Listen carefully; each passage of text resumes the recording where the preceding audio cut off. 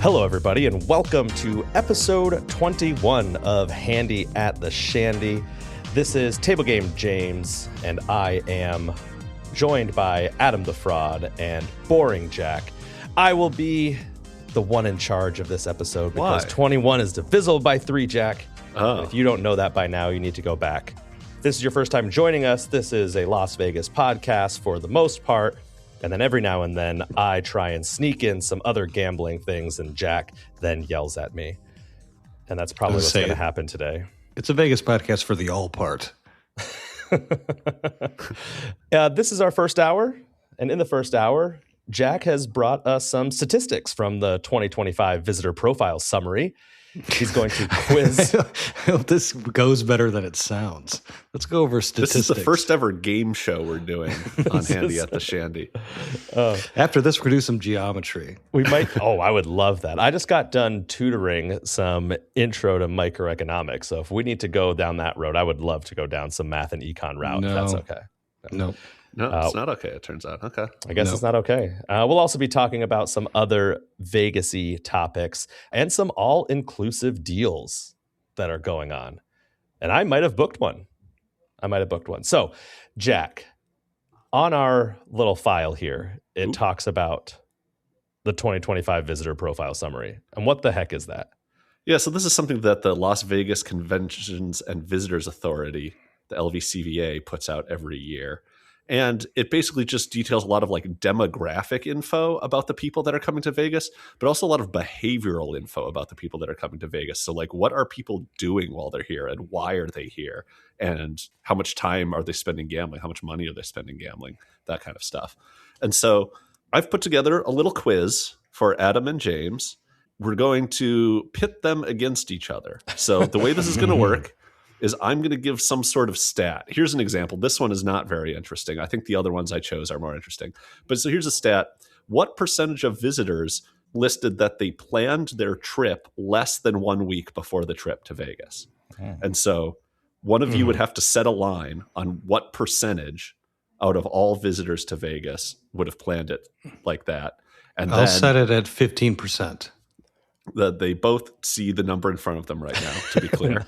I did not. Anyways, so it'll be something like that. The answer is 9% of people actually have planned their trip that close to the date, which I think is insane. But we'll keep track of who is the better line setter and who's the better line guesser. I like that. So you kind of told us that you were going to be doing this, and we're like, hey, do not look at any of this information. And I was really good about that. But I'm so interested, the stat side and the survey side of me. Like, can you give us a little more background of like, who are they surveying? How are they gathering these data? Are these statistically significant points? Yeah, so I actually have that all in my secret notes that you weren't allowed to read. So I did not read them, I promise. They did approximately 300 in-person interviews per month and about 150 surveys that were conducted online per month. So the sample size for this, when we say visitors, so this doesn't include locals. This is only visitors to the Las Vegas Valley. And the sample size for the questions that ask about everyone is 5,409 is the N for this. And these were generally asked for the in-person interviews they were surveyed generally outside of hotels or at the airport or at major tourist destinations like the Las Vegas sign or something like that. Okay. I've never been approached by one of these people. I would love to know if somebody has. If I have, I assume they were a timeshare person. It's actually the monks. They're trying to hand you a bracelet as a thank you for taking the survey. Yeah. Yeah, that is fascinating. That's a decent sample size. Obviously the population is going to be much, much larger than that, but that's a decent size sample. Yeah. And so this next one, the first one I have on here, we're starting off with kind of an easy one. It's not easy because all of these I think are really hard, which is why it's going to be fun.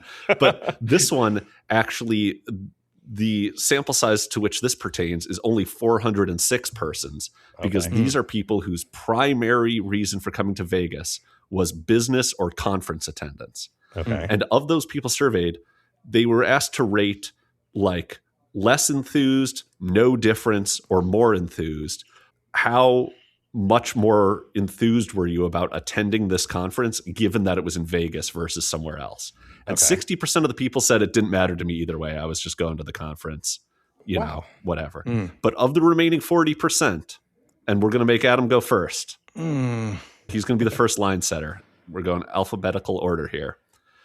Of the remaining 40%, how was it split between people that were more enthused to go to the conference because it was in Vegas and less enthused? I'm going to say 22% for more enthused. Leaving 18 for less then? Of that 40? Okay.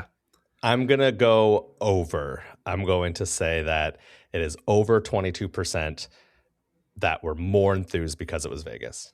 I would hope so. The answer is 37. Yeah. Wow. So of all 100% of the people, only 3% were less enthused to go to Vegas than a different destination, which is exactly how it should be. People, I think the real reason is that everywhere else completely sucks to go to a conference. That's right. And so 60% saying it's like ambivalent. I think that kind of makes sense. If you're there just for business, it's actually not that much different than other destinations. I've heard the Bismarck National Accounting Conference just rages, so I'm a little shocked by this, but now, I will say that I feel like there's a little bit of a bias here because I think conference organizers that know that their people would not like to go to Vegas will avoid it. And that actually has happened in the economic sphere of people don't want to go to Vegas, so they actually avoid Vegas. But I am super enthused and excited to go to an econ conference there at the end of May. So I'm just saying, we're not seeing any biblical readers digest conference being yeah, let's go stay at the Luxor. So that's 1 point for Table Games James. It is harder when you have to set the line. You're kind of hanging a line out there, and then a sharp bettor like James can just snatch up one side of it. So James is going to be setting the next line for us. Okay. And in this category, things add up to more than 100% because it's asking, how do you get around when you're in Las Vegas? Okay. And so, it's like people taking a taxi or a ride share or a rental car or a black car service, all those kind of things. You might take multiple of those throughout the course of a trip. And so the things add up to more than 100%. But the question is, of all visitors to Las Vegas, what percentage got around using their own vehicle? A vehicle that they own. I'm going to say 26%. 26% use their own vehicle. Adam, what do you think about his line? Yeah, I mean, we're basically asking how many people came from California, right? What percentage? So figured that out. That is, and that can be a lot, especially as the tariffs have kept some people away overseas, so it might have skewed the day. I feel like it's a good line. It might be way off. I'm going to go under, though. Yeah, I probably should have said it lower. I'm feeling bad now. I feel like the correct answer is that 45% of people got around with their own car. What? And did they know how to answer the question? The reason why is, of all visitors to Las Vegas, this does add up to 100%, by the way. If you split it to those that arrive by ground and those that arrive by air, there's no one arriving by sea, Paul Revere. Train. But yeah, train not there yet. That would still be ground, technically. But 53% arrive by ground, and only 47% of visitors arrive by air. It's higher than I thought. So us being East Coast elites, we just don't understand we're biased towards thinking people are flying in. But, yeah, that famous East Coast town of Minneapolis. Yeah, okay. I'm just trying to see why we would think. Because I thought that was absurd. 45% of people get around using their own car. I was like, everyone flies in. Yeah, that is. Unfortunately, that is really though, that's another point for James on the next one. Yeah. So. Well, when I used to live in Southern California, we would drive in for sure. But I still that still seems like a lot. That's interesting. James also has to hang a line in this exact same category, and so you get a given on this one. The given is that ride share. The percentage of people that said they took a ride share is a higher number than the percentage that said they took a taxi. And so I'm going to give you that 34% of people while in town took a ride share. What percentage do you think took a taxi? I'm going to say 28. I think it's close. You did pick a number lower than 34, so that's good. That's good. I think What do you think, my line was going to be at 25%, so I guess I'll say low. And that'd be a hard middle, but he might have done that. No, it's 19%, and Adam is on the board. Thank God. God, I really wanted a hard middle with Adam. Well, next time. I actually was kind of surprised that if you look at only ride shares and taxis, then that means taxis is more than 1/3 of that market still. Mhm. And I think that's rebounded a bit. I think it was as low as like a quarter at some points. So Yeah. I've switched completely basically to taking taxis from the airport if I don't have a car Yeah. booked, or I'm not fucking walking. 100%. Yeah. How many people surveyed said that they walk from the airport to the strip? Walking didn't come up on this. I think I think it would be a high percentage that would walk at some point. But yeah. no, I very rarely will take a taxi from a property, I guess. Just like go out to the cab line and hop in a cab, because usually you can just time it better. Mm-hmm. I don't know. Under what circumstances would you take a cab from a property versus a ride share? Do you like look at the ride share first and be like, oh, that's too expensive or too long of a wait, or this is a shit show? Or do you make the decision ahead of time? Yeah, and or if it's like, if I know getting to the rideshare area is just like complicated. I can't think of a particular place where that is, but I know that's happened before where I'm like, I'm already near the taxi line. I don't want to wait. I know the taxis are here and I'll just go. Like Resorts World is kind of weird. You have to like walk out and like, especially if it's hot, it's like out in the sun, like far away. Yeah. So like it's in a weird parking lot. So one of the reasons why I'll take a cab from the airport is, A, it's easy, but also I know what that rate is. And I very much like knowing what the rate is going to be. So I can quickly be like, oh, it's more expensive or less expensive on rideshare versus taxi from the airport. But I don't know what they are if I'm trying to get in at Bellagio, like how much they're going to charge me to get down to Wynn. And so there's that risk with the meter running and stuff. Right. Sure. There's a risk that it just becomes way more expensive, and which is kind of ridiculous because it's going to be like $5 one way or the other. And like, why does that matter to me?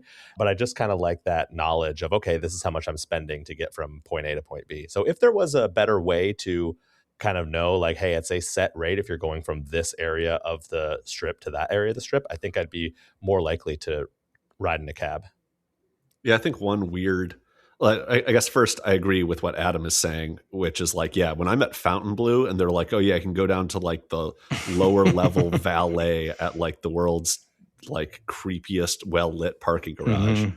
Yeah, no, I'll just go through their like beautiful hotel lobby instead and catch a cab. But one thing that's weird psychologically is when I show up to Vegas, I'm always like flush with cash because I've brought like actual literal cash with me. And so it like feels free to just like jump in a cab and give them a cash fare with a cash tip and just be like, yeah, I don't know. It's the money's burning a hole in your pocket and it's easier to just do that and over tip and then pay about the same amount. I don't know.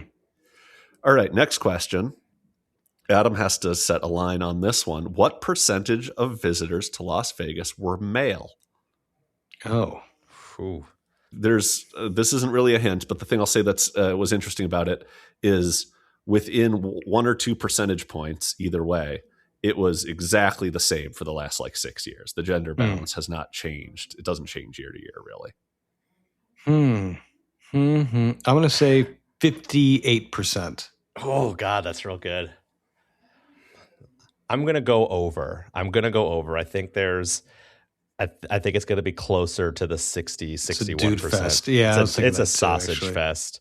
The answer is 49% male. And it's almost always basically just 50-50. And so I think we're a little bit biased being in our like Vegas nerd podcast sphere where it's just a bunch of greasy dudes. But so many dudes. Yeah, shout out to all our female listeners. But yeah, no, 49% were male there. And I don't know, it's like, all the couples, I guess, cancel out and all the business travel isn't just a male thing anymore. It's not 1978. Right. So you get the conference attendees are going to be 50-50. And I think that's just kind of the same for every other category as well. I was saying like, every time I go into like a club or, something like that, like it's female dominated in most of those places. So that's interesting. I did not think that there were more women than men, but it was, How far back do these data go?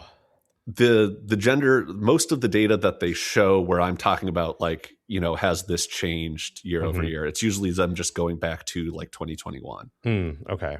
But they've been doing this for a long time. Yeah, it'd be really interesting to see what data sets they have going back even further.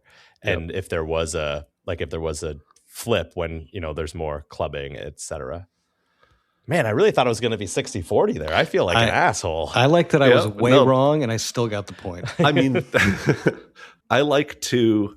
I mean, these were chosen because I thought the answer was interesting. But the good news is that can go either way, right? Like you might have, even if you knew I thought it was an interesting result, you would have had to pick which way I thought it was interesting, right? You know, and it could be one of those things where it's like, I'm not 21. I've been married for 15 years now. So I'm not even like... Oh, you don't even look at other I'm not women. even... I don't even see gender anymore. You know what I mean? But like the 21-year-old me would be like, where are all the women? You know what I mean? Not that I had approached them or know them. But like, I'm not even in that space anymore. Like it's not even a thing.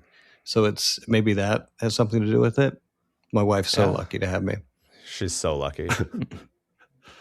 Next up, this one had a pretty drastic drop from 2024. And it's what percentage of people went downtown at some point during their stay.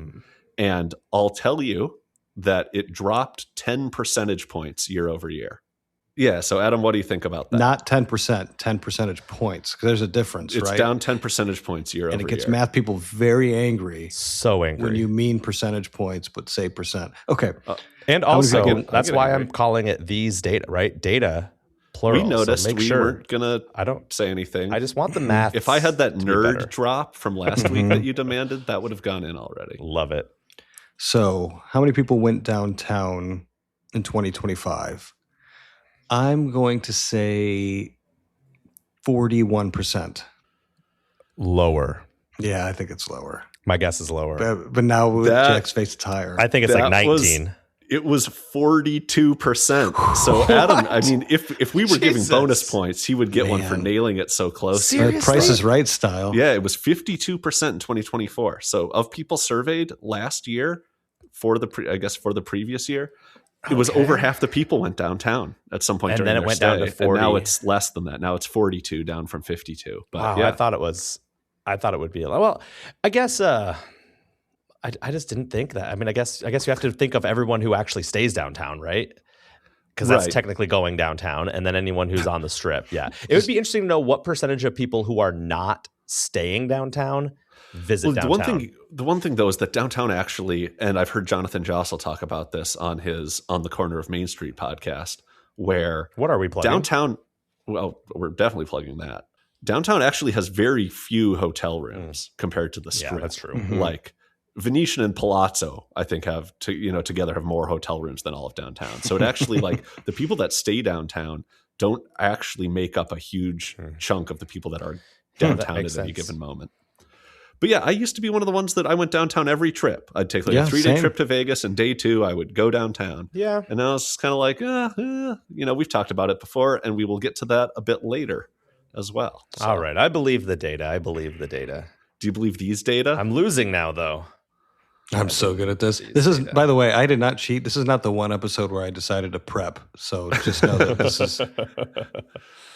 So Adam is now up 3-2. Damn it. Handily. But we have two more, handily at the chandelier. We have 2 more questions, and they are related to how people booked their stay. And far and away, the most common way to do it was using the website or an app for either the hotel or a third-party service, right?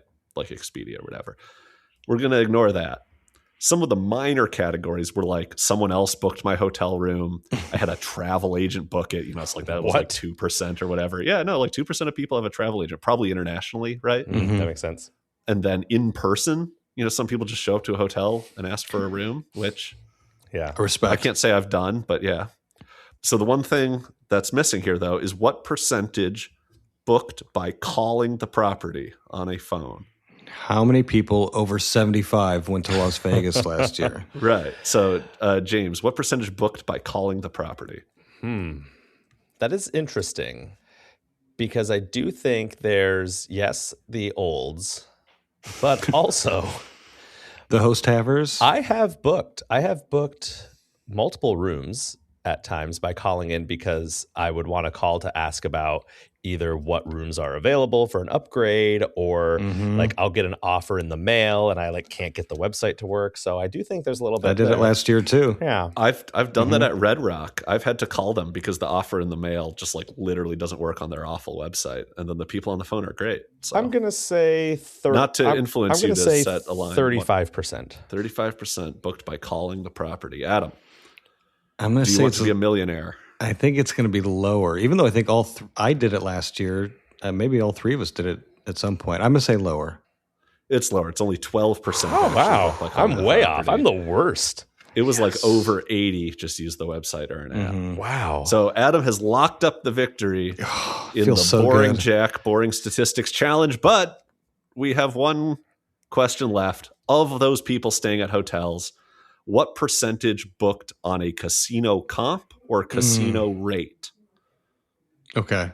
It's like, it's like a discounted rate. It's actually, there were more that booked on a comp offer than booked on a casino rate offer. That But makes we're sense. combining them. We are combining them for the answer for this one. But I think it makes sense that more booked on a comp because if you have a casino rate one place, you might just get a comp another place. Correct. Right? But yeah, we're going to combine them. And Adam, what percentage booked on casino comp or a casino rate? I feel like it's low, surprisingly low. I'm going to put the line at 19%. God, you're so much better than me at everything. Because I feel like there's a lot. I mean, I don't want to skew you, James, but I feel like, well, one, you got to include the convention people because that's not technically a casino rate. I'm going under. Going under 19. Yeah, I'm going Adam again set a great line and pipped you, and you took the wrong side. It's 20%. Jesus Christ. 13 on the comp, 7 on the casino rate. He cheated. I know my Vegas. No, I did. I've done we this. set you up for this. This was our April Fool episode. we were I mean, when I was doing more Vegas content, I was reading this thing every single year. So I have a general understanding of it. But yeah, that does surprise me it always surprised me that it's that low. I thought it was surprising that it was that low too. And that's why it was in here. Like a lot of these, like the downtown one, even despite being down 10 percentage points, I thought that was really high. 42% went downtown during their stay. The gender one, I thought I was just swimming in dudes. But what was the did you get the like average daily gaming budget? Did you pull that one by any chance? I've seen it. I feel like it hovers like around like 120 or something like that.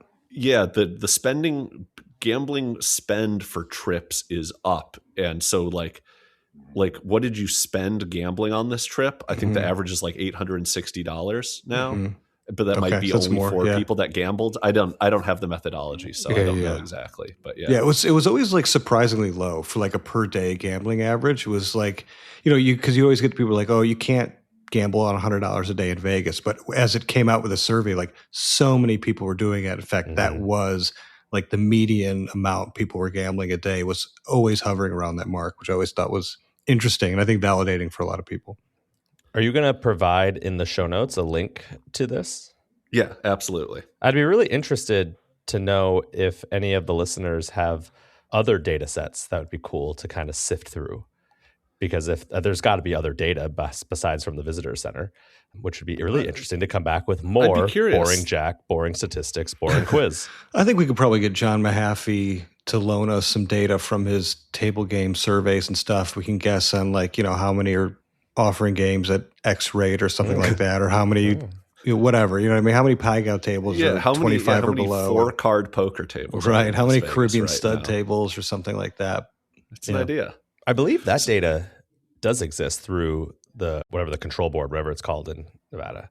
I feel like I've seen like number of like let it ride tables or something like that. Yeah, move over, John Mahaffey. Yeah. You got usurped by gaming control. Yeah. So one other interesting thing about this visitor profile summary is that one thing that's very much down over the last 5 years, and I included a little graphic that James and Adam can see here, just showing what percentage of people are first-time visitors to Las Vegas versus repeat visitors.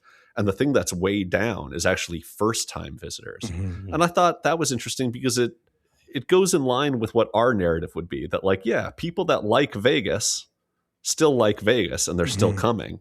It's just not attracting people the way it used to, whether it's the bad press or the high prices that cause the bad press or that kind of stuff. But yeah, only 10% of all visitors in 2025 were first-time visitors. And that's been steadily coming down since 2022, where almost a quarter of the people were first-time visitors. So Yeah, it's like what post-COVID, like people Yeah. needing to party and like let loose. That's interesting. So yeah, I think some of it's a COVID effect. Some of it is that like, yeah, once we got some people hooked and they're coming back, but we can't entice new people to come. But we've got some topics coming up in the show that will be about things that might entice new people to come. So That would have been low. Like I don't think I would have guessed it being that low, only 10% first time visitors. yeah, I wonder, I guess to some extent, there's a bit of a selection bias where if someone comes 6 times in the year, they're 6 times more likely to have answered this survey or be selected for the survey than someone that only goes once or goes for their first time or something. So, but there will be a link in the show notes, and their full methodology is in the report. And so if you actually do care about how they get these numbers more exactly, it'll be in there. I wonder if there's a better way to collect the data. No. Okay. No. Stand outside Casino Royale with giving out free yard drinks. Man, it shows that everyone's only gambling $20. Right. I wonder why. Your first $20 is on us. Yeah. All right. So thinking in the future, right? Because obviously we're going to hopefully look at these data again in the future. Stop saying these data. I'm going to check the data in the future. We do have some new things that might be coming to Vegas, including my least favorite of the 4/5/6, however you want to define it, big sports. And that would be the NBA. All but confirmed having an NBA expansion team in Las Vegas. Quick hits. Jack, is this good or bad for the city? I think it's good for the city, and it's not for me. Quick topics by Table James Games. I do think it matters the least, it being the 4th major sport. I actually don't know. It might end up mattering more than baseball still. But you would think being the 4th team to arrive, it would have to matter the least of any of these big, kind of this big sea change we've seen over the last 10 years in Vegas. But I don't know. No, but like Vegas locals don't see the Athletics as like their team like they did with like the Golden Knights. And they've even adopted the Raiders pretty strongly as well. But I feel like there's a big disconnect between the Sacramento Athletics or whatever we're calling them now and the Vegas locals, whereas maybe a new expansion team that's kind of Vegas born would be a little bit better received. No, I agree. I think if they're going to try to copy anyone's playbook, they're going to copy the Knights playbook, which worked so well. Yeah. And there's been a lot of talk about like what arena. First of all, who's going to own this? Because you have to put up like the NBA is, I think they estimated that the fee to be able to start a new team and be the owner of that asset, that NBA team, you have to pay into the league about $10 billion. What? Because that's what a team is roughly worth, right? Plus a little premium for the expansion kind of thing and having to take players from other teams and split up the pie. So it's like if a team is worth 6 to 8 billion, they're going to make you pay 10 to get one. Yeah. And how many Royals is that at dollars? Yeah. Yeah, if James has another couple good trips, we might be buying a minority owner. Yeah, that'd be I would. No, thank you. The Las Vegas W2Gs, playing. And this I'm Thursday. sitting here. I mean, I'm actually sitting here wearing a basketball shirt. Now, it is Penn State basketball, who's probably the worst Division I basketball team in the country right now. So I am a basketball fan. I'm just not necessarily a big NBA fan. Now, is there a reason why they wouldn't? I mean, I guess there is a reason why they wouldn't use T-Mobile, but like T-Mobile feels like the natural place for them to be. And I forget who reported this, but it definitely Bill Hornbuckle, the MGM CEO, has come out and said like, hey, just so everyone knows, T-Mobile was built to be a hockey and basketball arena. So it's not weird. They should just be over here. Obviously, MGM would love that. Of course. I think that would be best for everyone. Is kind of my theory. Like if I had to pick where the NBA team was going to play, I'd pick that they'd play at T-Mobile. Yeah, I mean, there's a ton of space. I mean, they could build a new arena somewhere, but there's no reason to do. I mean, I guess again, there are reasons, like politically motivated and financially so, but like the easiest thing to do would just be to play there. Well, one thing is T-Mobile might just start getting overcrowded during hockey and basketball, right? Where you have that and then they're trying to put in more concerts and it just might be too much. Maybe the city, because it is moving so quickly towards more sports and entertainment, that another arena that could host basketball and other, music acts, maybe monster trucks, things like that, would be great for the city. So maybe another one might be better. Well, and certainly some business owners like the ones on the north end of the strip, we talked about last episode, like how do we fix the north end of the strip? I kind of wonder, people like Resorts World, Fontainebleau, Sahara, whomever, they would push hard to get a basketball arena built up somewhere on one of those vacant dirt lots. But I do wonder how much that would do for them. Like, yeah, you're going to get more attendance on the nights that the games are being played in that arena. Like, that's a guarantee. But does it actually do enough for that end of the strip outside of those nights? Do they see any lasting benefits from it? 41 nights a year is maybe not going to cut it. Right, exactly. I did read something, and again, I probably should look at these notes beforehand so that I can come with, receipts or at least some citations, maybe in MLA format or whatnot, that it's pretty much, if this goes through, T-Mobile will at least be temporary. Like they won't be able to. Yeah, interesting. I hadn't heard that. They won't really have the time, resources, et cetera, to build up something in time for when they want to get the expansion team there. But again, I could be wrong. I probably saw that on Twitter. Grok, is this true? So yeah, what's your willingness to see a particular sports game in Vegas? Like of these sports, what do you want? The 4 major sports, you get to pick to see one during your trip. Like, what would you go see? I think, having seen the hockey game, I think I would still rather go see a third night's game than go see any of the other 3 teams at this point. I would love to go see a baseball game. So really, but it's indoors. That's fine. I'm a big fan of especially live watching baseball. I think it's relaxing. I think you get to walk around the park. What I love about going to baseball stadiums is every single one is so unique, right? That's way different from basketball, hockey, football. Yeah, they've got their own things, but it's like truly like all unique. So I'm very excited for baseball. And if I had a choice, if all 4 were in town and they were all 4 teams that I wasn't interested in, I would 100% go to the baseball game. Which is a possibility if the A's can get to the playoffs. So that's a very real thing that could happen. Yeah. I would say baseball too, for pretty much all the same reasons James says. I think there's just something compelling about visiting a new baseball stadium. And I've been to the Raiders games or a Raiders game, maybe 1 or 2. I can't forget. I've been to a couple Knights games, and I don't have a supreme interest in going to a basketball game. No disrespect. Yeah, I think baseball for sure. For me, baseball is an excuse to just like drink beer and sit in the sun. And like in Vegas, there's great places to do that are outside, and this is inside. And so it's like you really, I don't know, you might actually have to watch the game. I'm a very big baseball fan, Jack. I really much enjoy watching the Mets score one run in the last 27 goddamn innings. Yeah, see, I can't imagine enjoying that. But so let's transition into talking about odds. And I'm not talking about odd people like Adam, Jack, basketball fans. Basketball fans. So we have this in here, Jack. You put this in here. So, but I'm still going to read it because this is episode 21. It's divisible by 3. So does it feel worse getting a worse payout? So we're talking, for example, 6-5 blackjack, maybe a worse VP table, craps ATS with the lower payouts. That's kind of like one option. Or getting worse odds. So like the extra 0 on roulette. So yeah, if the casino's going to make a game worse on you, would you rather get paid less when you hit it or be less likely to hit it? And like, how do those feel to you psychologically? Because I think for how much we hate 000 roulette, I think that's actually the more appealing bit to me is like, yeah, I still get my 35-1 when it hits. It just maybe doesn't hit as often.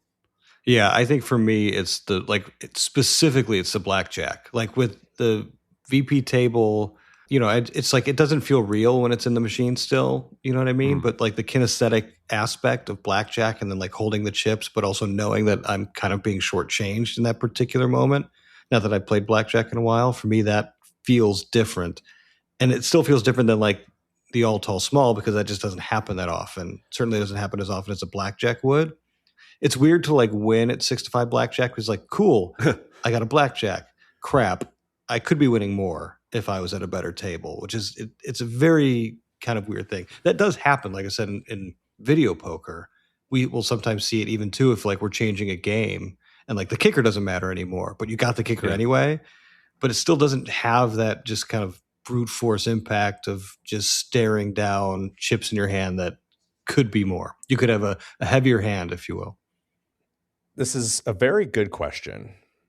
Because I think I'm going with Adam in the sense that for me personally, it does feel worse when I know I could be getting something more when I hit, right? So even if, I'm playing 9-5, let's say double bonus, and it's like, oh man, I got a flush. I should have had an extra, I should have had an extra 5 credits or whatever. However, the other one where you have like extra zeros on the roulette table, I think that has worse PR because it's like, it seems like it's a different game. Like they're changing the game completely. Right. And it is very detrimental to the player from a house edge perspective. Right. Is there anything else you guys can think of besides adding roulette zeros where they're making things harder to hit versus changing the payouts? Because I was thinking like, at Keno, I don't play a lot of Keno, but how do Keno pay? No, it's like Keno payouts. Your odds of getting 4 hits on a 6 spot are the same no matter what game you're playing. It's just how much they're going to pay you when you hit that. So it's like, is adding zeros to the roulette the only way they actually change your odds of hitting stuff? I mean, like maybe slots. Yeah. I mean, what about crapless craps at the end of the day? It's kind of a brand new game, but what they're doing is they're changing your odds of, let's say of winning your pass, making a pass, basing a pass or a come, right? Yeah. Okay. But that's kind of changing the entire game really when you think of it. But in the same sense, if you're just a pass or a come player, all they're doing there is they're changing your, you still get paid the same, but you hit it less often. Yep. Right. That's a good point. So that would be one of them. Not Vegas related, but that's what a lot of the big lotteries did over time, with Mega Millions or with Powerball. They would add, more and more numbers. So they're changing the odds on that. And I guess it's not necessarily the same payout with different odds, but it's just taking that same game and making it harder to hit. I guess it's interesting though, because from the crapless craps perspective. Now, I never play crapless craps. I hate it. I think I won't do it. As a come better, I won't do it. But also, I'm just morally opposed to it because the house edge on those pass line bets is absurd. That's why I don't play the pass line. And I absolutely love crapless, and we're going to play next time we're together. It's like almost 4 times worse or something like that. It's absurd. But the reason that actually feels to me more like you're getting a worse payout is you hit something where you should have win, and you basically lose. Like if you hit an 11, you should get paid 1 full bet, and instead your bet gets it gets moved to a spot where you're very likely to lose it. And so that'd be kind of like a game where, we play 3-2 on blackjack, but if you happen to get it suited in diamonds, we take your money instead. And you're just like, in theory, that's like a blackjack is now harder to hit. Okay, yeah. But the actual result is that they're turning a spot where you would have gotten paid into a spot where they take your money, which on that feels really bad to me. Yeah.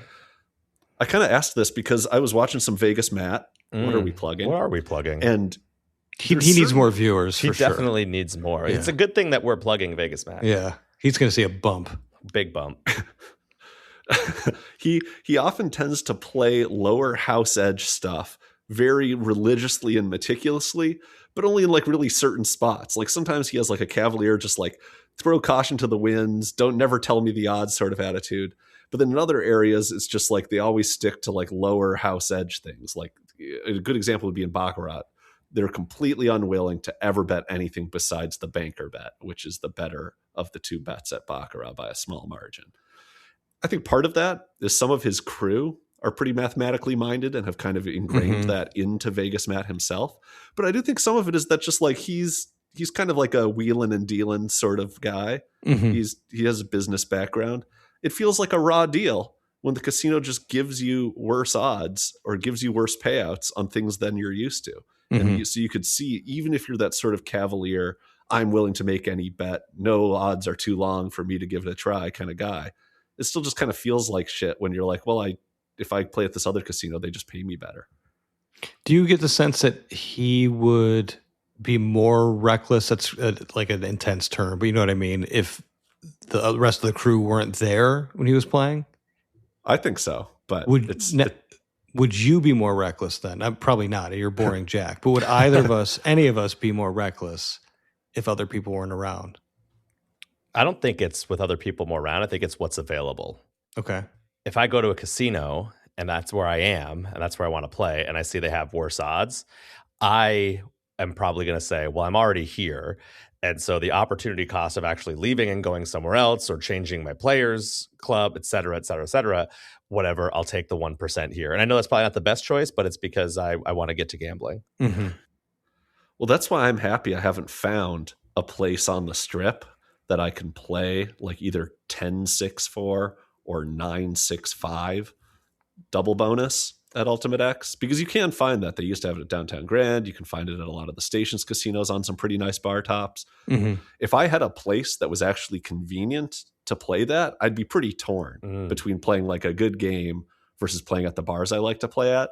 So it's actually really good news for me that like if I'm sitting there at the Cosmo playing my poorer game at the Chandelier Bar, the nearest machine where I can play a better game is not within a mile radius, right? And it's not within a 2-mile radius. So Jack, question on your end. You like playing double bonus so much that you're willing to take a slightly worse pay table than say going to bonus poker, because bonus poker is a better pay table that you could get the exact same denom, right?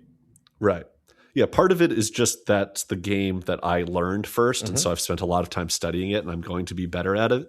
Part of it is that some bars don't have bonus poker, like the Palazzo High Limit Room, and so even if I decided, hey, I'm going to be a bonus poker guy, I would still have to play these other ones at a high level, or a high degree of accuracy, I should say. It would be very smart for me to switch to playing bonus at Ultimate X, both because it's lower variance and because it's a much lower house edge, but it feels like you're out of it sometimes at bonus poker. You're just like, what am I going to hit that's going to get me back here? Nothing. So. Delt Royal, baby. That's what I'm going for this year. Well, speaking about Vegas. We were doing a bit of that. I am going to be heading to Vegas twice in the next 3 months. Shocker. Nice. Talking to a lot of people in my hometown that are like, you go to Vegas a lot. Like, yeah, I kind of do. For the content. It's for the content. This is a spoiler alert for a question we got an hour or two, but I talked very briefly on the phone with Tim Lawson of The Better Life because he wanted to ask a question for the pod. And I said something about, I'm going back to Vegas at this point. And he was like, oh, wow, you go to Vegas a lot, don't you? I was like, what? How do you not know this about you? You said that with like the same inflection that like one of my coworkers would ask, right, like somewhat incredulously. It's like, how do you not know this? But yeah. Anyways. This next trip that I'm going at the end of May for the economics conference, which I talked about, it's still up in the air of what I want to do there. It is over a 10x tier credit multiplier at Caesars. And I don't do a lot of Caesars play, but if I could put in a good 3 days there, I could probably get all the way to Diamond Plus in just one trip. And will that help me with kind of offers and stuff going forward? Because what I like to have, as we know from this podcast, is a place where if my friends are coming to visit, I could say, hey, I can get you a room on the strip for like $200 the entire weekend. Do you want this? And they're like, yes. So I'm debating on that. The conference is at the Rio, not doing that. So I got to kind of decide what I want to do with that trip. So I'm not 100% sure what I am doing there. But people seem to take that 10x tier multiplier like pretty seriously. Oh, yeah. If you're in the Caesars ecosystem, you do base your trips around these big multipliers, right, it seems like. But then you have to imagine that on the back end, Caesars is like somehow degrading or discounting the people that are mostly getting the tier from the promotions. Yeah. And I guess one way they do that is just by limiting their tier benefits, like closing their diamond lounges and just making it so the tier, yeah, sure, we give these avenues for people to get to the tier in these special ways, but then the tier isn't worth as much as it used to be. Yeah, I always wonder about how do they treat your offers. I mean, your offers are still just going to be based on your right. Theo. I think it's based on the Theo. Yeah. But it's an easy way for me to make sure that I don't have resort fees for the entire following year. Sure. Right? That's really what I want to get to, is make sure, which I probably will anyway. But so that's a possibility. The next trip I'm going to, I'm going out with my dad. So my dad has not been out to Vegas in about 15 years. And so we're going to go out together. I asked him where he wanted to stay or like what he wanted to do. I'm like, I'm like, dude, I go out like 8 times a year, Dad. Like, it doesn't matter what I want to do. Like, what do you want to do? And he's like, oh, I'd like to spend some time downtown. I'd like to see the Sphere. And I'd like he to is see the 42%. Yeah. And he's like, I want to see Allegiant Stadium. And I was like, oh, there's nothing playing at Allegiant Stadium, but we can go see Kenny Chesney at the Sphere. And he's like, well, if those tickets are expensive, we could just see the Sphere. I'm like, I'll show you a picture then if that's what. No, like if you want to see the Sphere, we're gonna go inside the goddamn Sphere, right? They do tours of Allegiant too, by the way. I right, think. and that's what I think I'm going to look up for the tours. So what I ended up doing was we're going to be there for 4 nights. And just show them the outside of Allegiant as well. That's right. Yeah. I should just show them the outside of downtown. Be like, okay, here's a helicopter ride over downtown in Vegas. That's all you get to do. You just get to see it. So I was at first thinking maybe I'll just try and book 4 nights downtown. That's kind of where he wants to be. He's a way low limit gambler. He's going to want to try and find like, a let it ride table or a 3-card poker type table, old 3-reel slots. But I'm like, nah, if he hasn't been there in a while, I also want to do the Strip for 2 nights. So I'm 100% the first 2 nights we're there going to be staying at Circa. I booked their all-inclusive deal. So all-inclusive deal, it's 2 nights, it's $400 all in. It also includes $100 beverage credit, $100. So that's $400 per person. No, this is $400 total. Oh. It's $400 total, and you can get a 2 king bed room, like not even a 2 queen. I booked a 2 king bed room. And you get 100, right? I'm going to look this up. I don't believe James wants to make it very clear he's not in no queen bed. I'm not in no fucking queen bed. So, no, it's and you get $100 in food, $100 in beverage, and you get a day bed, which I don't know if we're going to use for one of the times. What size? It's better be fucking king. That's all I'm saying. A double king. Those are actually kind of pricey at certain times too. If you had to like rent them. Wholesale, yeah. And so there's a couple of reasons why. A, my dad said he wanted to see downtown. Circa is probably the best property that I would want to go to there. My dad's a huge baseball fan too, so I figure at least one of those nights, the Mets or the Yankees are going to be playing, so we'll be able to do it at the sports book. That's going to be really, really fun. Now, I don't know what my next one is going to be, the next 2 nights. So the Thursday and Friday night. I have 2 options, and I wasn't sure what the 2 of you thought I should do. I already have booked through this guy, Paul, who might be an AI bot, but it's my marketing host at Venetian Palazzo. He was able to get me. You're the 2% that uses a travel I'm the 2%, yes. What is that guy? I don't have my offers yet, so I don't know what my food, beverage, free play, or anything like that would be. However, it is going to be Palazzo Luxury Suite with a Sphere view, completely comped for those 2 nights. King or queen beds? 2 queens. Ooh, downgrade. Downgrade. The other option. And there's the Sphere view, so we're set. The 2 twin beds. Yeah. And then the other option, though, because I was like, well, let me at least look at my MGM offers. And I was able to, and I booked this for a whopping $39 total for the Friday and Saturday night. A fountain view, 2 queen Bellagio room, nice. Which I've never had like a fountain view at Bellagio. I've done Cosmo, but I haven't done at Bellagio. And I know I get $350 in free play and $100 in food resort credit. So I know what that is. What I think I'm going to do is I'm just going to wait until my offers come out for Venetian Palazzo so I could really make that decision. But I'm heavily leaning towards the Bellagio one right now. I think that is, they're not as far apart as you would think, Venetian and Bellagio. Palazzo maybe a little further, but I would generally, if you're taking someone that hasn't been to Vegas in 15 years, think that Bellagio is just a much better location to have them than anywhere else. You get to walk around and see more, especially with the Mirage Hard Rock being closed. Right. If that was open, then the Palazzo is a little more attractive. You get to see some more stuff around there. But no, I'd go to Bellagio where everything is. If I was going to make an argument for the other side, which is weird because Bellagio is my favorite property in Las Vegas, I would say Venetian Palazzo. And that's only because I think the rooms are much, much better at the base level than Bellagio. Bellagio is painfully boring right now. It's a shame. I don't like the renovations. I'm getting angry right now because I love that place so much. I was actually thinking about that with respect to the renovations, that I don't need the room to be as big as like palazzos necessarily. I don't need, I can eat my Cheetos in the bed. I don't need a separate place like Adam does. But like the most recent renovation to Bellagio where they redid all their rooms, it just felt basic. It doesn't have the like fit and finish that some of these older palazzo rooms have. Or the older Bellagio rooms had. Like they removed a lot of color. It's like a lot of like residential gray, like whatever the gray tone is in all these homes now, which by the way, my house has it that we're currently changing. Like all these new builds have this like, it's called agreeable gray. I think that's the Sherwin-Williams color. But they went that route. And it's like a shame because they had like some really cool yellows in there and they had the really nice like trim that was custom done, above beds and stuff like that, which they've removed from a lot of the rooms. And it just, I think I've said this before, like it feels like a Pottery Barn makeup, like not someone who had like no disrespect to the design team at Bellagio.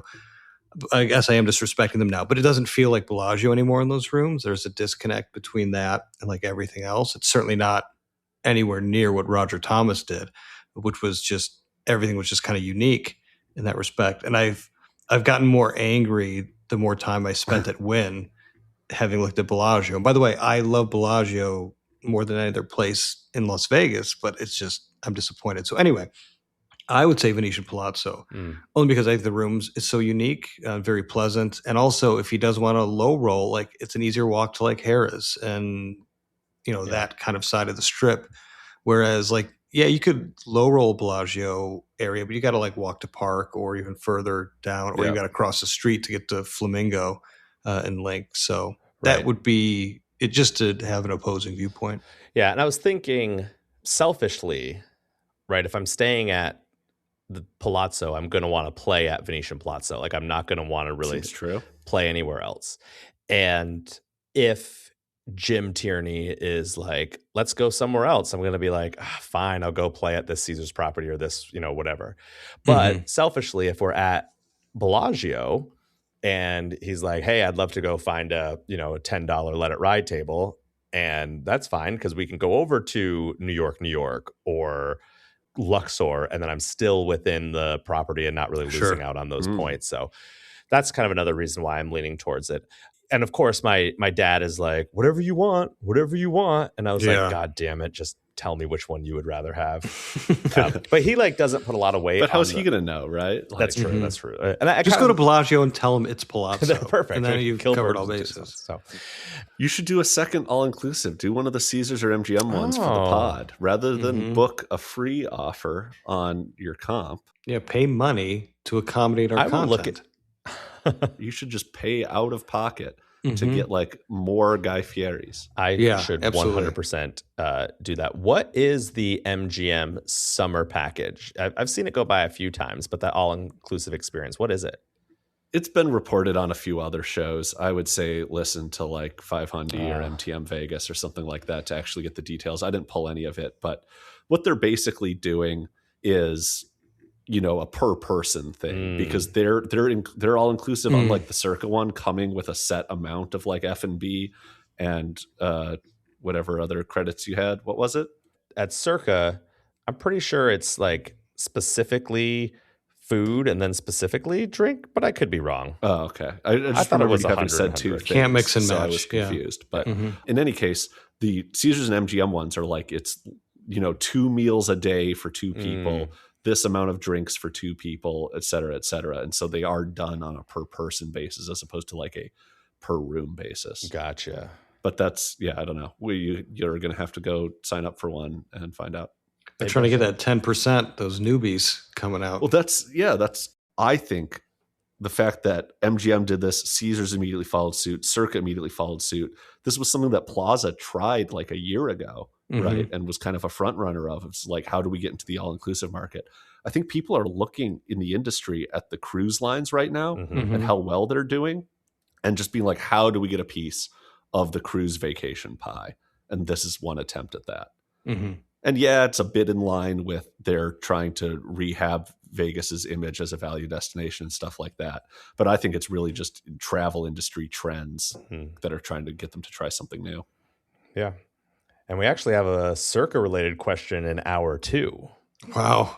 Plug in Circa. And we do know that from the data because Jack made the comment last week, we did see an evening out of people listening to hour 1 and hour 2. So how does that work though? Because how could that have even, I don't know. It did work. We have like now somehow after I said that, we have like the exact same number of listens to hour 1 and hour 2. Mm-hmm. But you would have only heard that weird statistic had you listened to hour 1. So I think something weird is going on here. I think it's the Shaquille O'Neal effect. Mm-hmm. Thank you, Shaq. All right, well, that is going to do it for hour 1 of episode 21 of Handy at the Shandy. For Adam the Fraud and Boring Jack, I am Table James Games, and we will see you in hour 2. Bye-bye. See ya.